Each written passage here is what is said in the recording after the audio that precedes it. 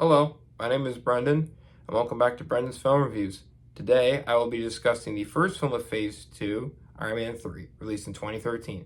So, with all the information out of the way, let's just get right into this review. To start, I want to talk about Tony Stark in this movie. Tony Stark in this movie suffers from PTSD, and I think that was a great move to have that happen in this movie because it makes Tony Stark feel human. That while these characters are superheroes and they at times feel unstoppable, they're still human. Tony Stark still struggles with things normal people deal with, and I think that brings the human part of Tony Stark in this movie. Superheroes are thought of as invincible, as powerful, but one thing I don't think people bring up a lot is that superheroes are human. They make mistakes. They deal with fear and things that normal people also deal with. And I think that that's a really nice angle that they brought into this movie. I also like how Tony's past catches up with him in this movie.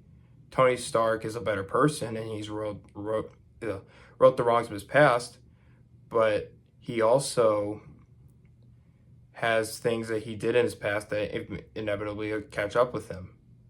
And I liked how the failures of his past and the bad things he did in the past catch up with him eventually. It feels very natural that while you fixed your past, who you are, your past eventually catches up with you. I like all that stuff. I also like the tone of the first half of this movie. And that brings me into the Mandarin of this movie. When the Mandarin was on screen in the first half of this movie, he was scary and intimidating. He felt like a natural threat and was incredibly intimidating. The tone of this movie was scary and made me feel on edge when I was watching this movie.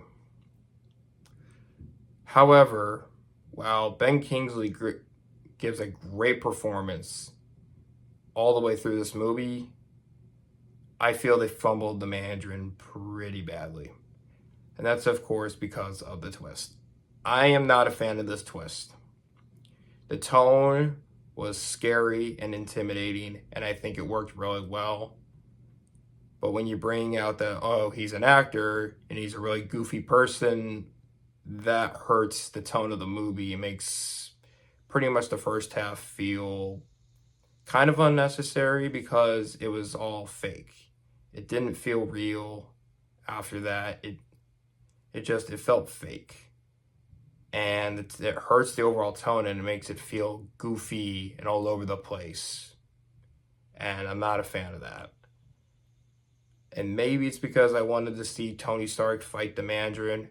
Maybe it's because I wanted to see the Mandarin on screen. I don't know. But personally, I'm not a huge fan of this twist. And I think it does a disservice to the movie. Also because it brings out one of my biggest complaints with the movie, and that's the villain, Aldrich Killian. Killian in this movie is not a great villain.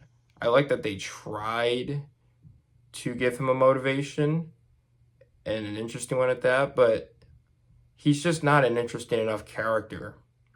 I like how he's a part of Tony's past, but at the same time, he's again, like I said, he's just not interesting. The Extremis storyline feels rushed. Nothing about it feels interesting. What they had originally with this terrorist who's spreading fear, I think that was a very interesting and intimidating tone and a great way to make this movie. But they fumble it because of how goofy the third act feels compared to the rest of the movie. Now, I like all the Iron Man armor showing up. I thought that was really well done, really cool. But at the same time, the villain and the conflict feels a lot goofier after the whole Mandarin twist is revealed. And I'm not a huge fan of that. So, in conclusion, Iron Man 3 is just okay. The movie had a great start as it brings up human topics and has a great villain. But unfortunately, the second half feels a lot more goofy. It has an uninteresting villain.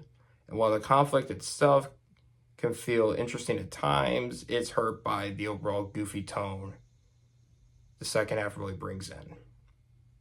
A 6 out of 10 for me. And with that, thank you so much for watching this video. Join me next time as I discuss what is widely considered the weakest film in the Infinity Saga.